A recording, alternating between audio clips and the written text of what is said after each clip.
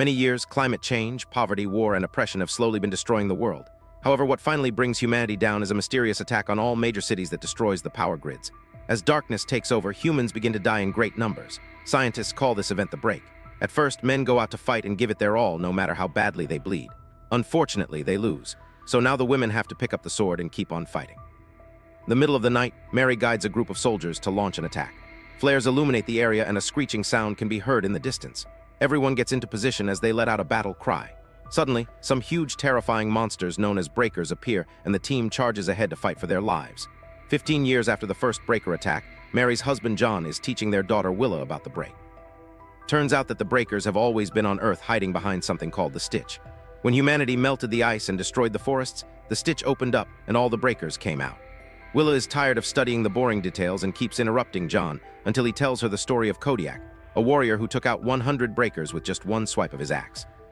Harry tells Will stories too, mainly describing the beautiful flowers and animals that Willa never got to see. Later, their building starts shaking and military trucks arrive to announce it's time to evacuate. Meanwhile, Mary and John are celebrating Willa's birthday. She gets a nice cake and 2 presents, a hat that her mother knitted, and a dog plushie made by a neighbor who donates his proceeds to veterans. They're suddenly interrupted by a soldier pounding on their door, saying it's time to go. While Willa packs up her things, John tries to do the same, but his old injuries make it hard for him to move. Mary helps him, and they discuss the situation. Some time ago, Mary and her team closed up the Stitch, yet the breakers keep coming. Mary theorizes that closing a Stitch just makes another one open. They check on each other's scars and exchange loving words before kissing while Willa watches them in tears. When the power goes out, Willa runs to hug her parents in fear. Afterward, Mary joins her fellow soldiers while John and Willa have to ride with the civilians. A soldier sees John's scars and is worried that he may have been infected during the war, but he promises that if he ever shows even one small symptom, he'll self-delete. Nearby, the breakers are already attacking and causing many explosions. During the trip, the soldiers tell the civilians how awful the breakers' infection is and how it transforms the human body. This is why infected people are known as hybrids. A horrified Willa changes the subject to the legend of Kodiak, and each person has heard different details about the story. Some think he killed 300 breakers. Others believe he had a pet bear helping him. Will wonders what version is true, and Jana assures her that what matters is the message. Then she falls asleep. Moments later, Willa is woken up by the sound of gunshots and screaming. John tells her to stay silent, and all the civilians can only look at each other in horror as they hear the soldiers fighting and the monsters roaring. The woman guarding them tells them to stay in the trunk and jumps out to join the battle. Soon a breaker approaches the truck, and everyone thinks it's over for them, but the creature keeps moving without checking the vehicle. Suddenly, a huge claw pierces the truck and stabs a woman before pulling her out. The group immediately leaves the truck to look for a safer hiding spot. John and Willa are blocked by a breaker, so a soldier cuts into open fire. She gets captured by a second monster, but at least the first breaker is distracted, and John uses the opening to make Will drop to the ground. Crawl under a truck and keep hearing the death and destruction happening around them. When a breaker starts shaking the truck, the duo has to run. And luckily, they find another truck to hide under together with a mother and her child. Suddenly, a breaker reaches in to capture the kid by the leg, and the mother rushes out, desperate to save her loved one. As Willa cries, a breaker tries looking under the truck, only to step back when a soldier opens fire. Some struggle between them, and the soldier wins the fight by decapitating the monster with her sword. After kicking the head away, the soldier checks on the duo and reveals she's Mary. She tells them to come out, and Willa is horrified to see the breaker's body squirming on the ground. Mary orders her team to get everyone off the road and take them to the forest since it's safer there. As they move, Willa sees many human bodies and people with severe wounds. Old man has been infected, and a soldier promises to stay with him until it's over. In just a few minutes, the man's eyes start bleeding and his veins turn black, so the soldier shoots him. When the group reaches the forest, John worries because he notices some blood on Mary's face, but it's just human blood, so she's fine. At that moment, they hear more monster noises. Mary tells Willa that she needs to stay and fight, so the family should continue moving without her. Cries, explaining she needs her too, but Mary tells all the civilians to move, and John has to drag Willow away by force. The soldiers regroup and rush ahead for another battle. In the morning, John and Willa make it to the shore, and John reveals a boat that he and Mary used to take out for fishing trips. They can still hear the breakers and the screaming in the forest, so Willa thinks they should bring a few civilians with them. However, John refuses, claiming that the boat is too small. At that moment, a man named Kevin approaches them and asks if the boat is theirs. John says it isn't and that they're just looking for food. Kevin then pulls out a gun and calls John out for his lie, asking him to save him too. John explains that the boat has no gas and he needs to retrieve it from a car, so Kevin agrees to take him there. After telling Willa to wait by the boat, John walks to the abandoned car on the road while Kevin keeps the gun pointed at him. John pretends to reach into his pocket for his keys and takes out a knife instead. At the shore, Willa is getting more and more scared because her father is taking too long and she keeps hearing the monsters. Thankfully, John comes back and tells her that Kevin ran away, so they leave on the boat by themselves. After a few hours of sailing, they make it to an island in the middle of the sea. A year later, the duo is still living on the island. Will sits on top of a hill and watches the explosions caused by battles on the mainland. She sees a bird fly by. She carefully climbs down the cliff and takes some eggs from a nest, making sure to leave at least one behind. Afterward, she goes home where John is chopping wood. He worries when he hears there were no animals in the traps because Willa needs protein. She shows him the eggs and he scolds her for taking unnecessary risks. Will wants to prove she's as tough as he is and says she should be allowed to chop wood too. In fact, she thinks she can handle an axe as well as Kodiak. Amused, John dares her to show him the result of all her training. So Willa attacks him with her wooden sword. It's easy for John to block her every single time, and he ends the fight by pushing her away, saying she needs more training. When he turns around, Willa tries to attack him by surprise, but he blocks her again and her sword breaks. That night before dinner, Willa asks for another story. John tells her about Kodiak gathering the perfect materials to make a powerful axe and how he was the first person to see the stitch cracking on the ground. A breaker crawled out of the cracks, but Kodiak wasn't scared. In fact, he quickly killed it with his new axe. Thanks to Kodiak's experience, humanity learned how to kill these monsters. Willow wonders if Kodiak is actually her father, but John mocks the idea and asks her to take the story seriously because they bring hope.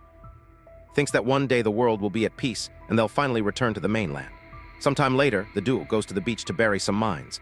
Using binoculars, they watch the breakers on the mainland, and John explains that these creatures don't have eyes. He believes that they use hybrids as their eyes and ears. Willow wonders what humanity did to be attacked like this, so John theorizes that the breakers saw humans as invaders of their home.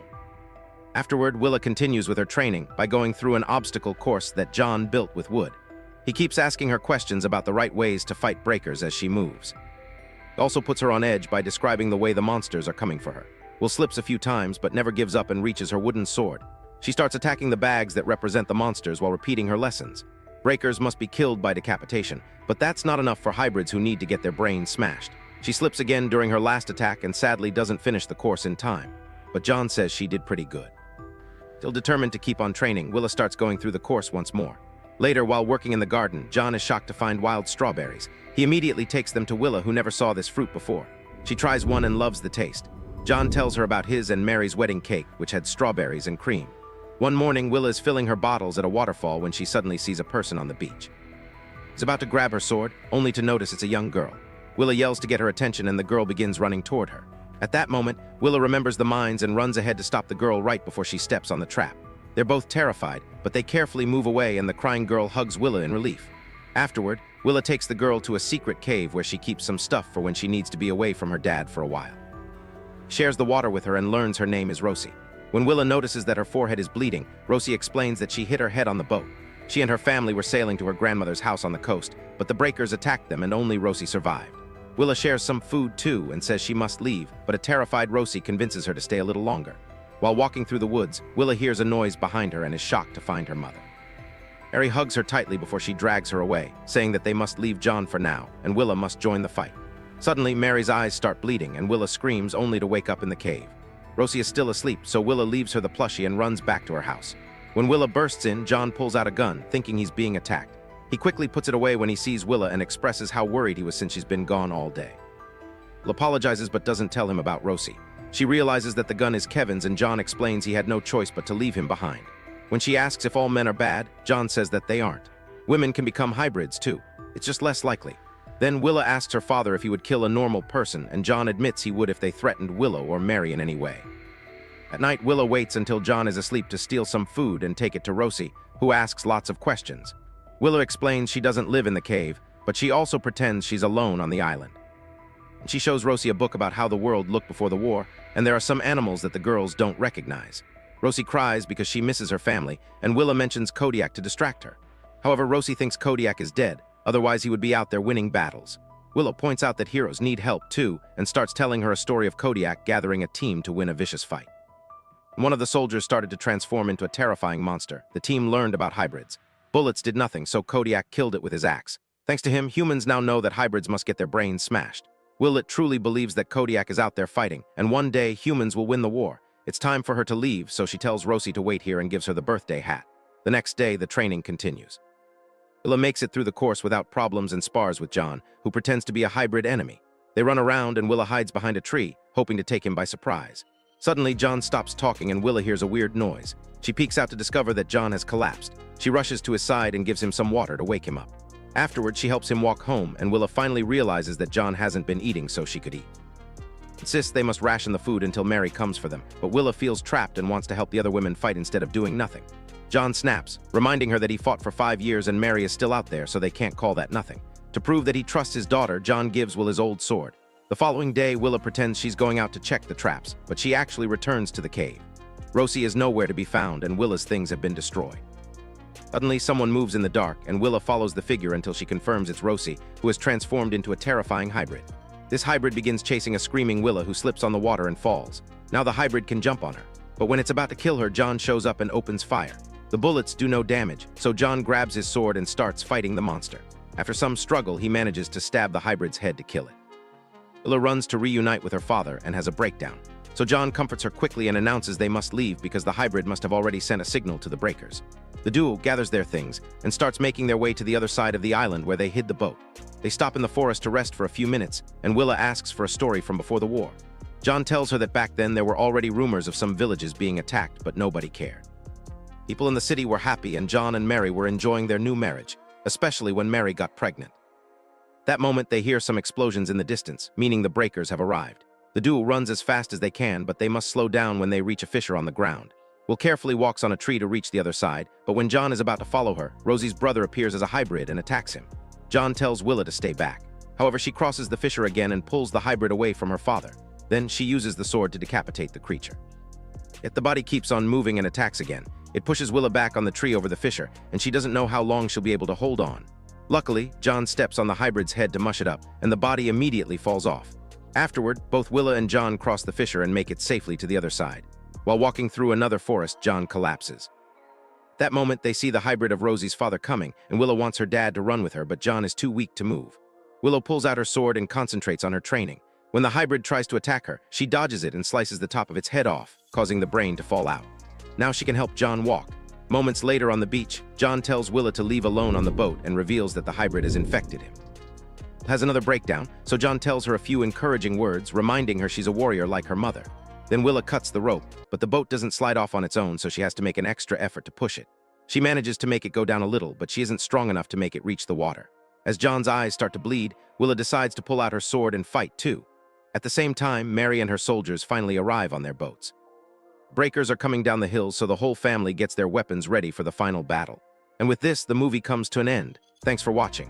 If you enjoyed the video, please give it a like, leave a comment, share it, and subscribe to Anik Alvin Recaps. Stay with us. I invite you to watch the next video. I'm signing off now.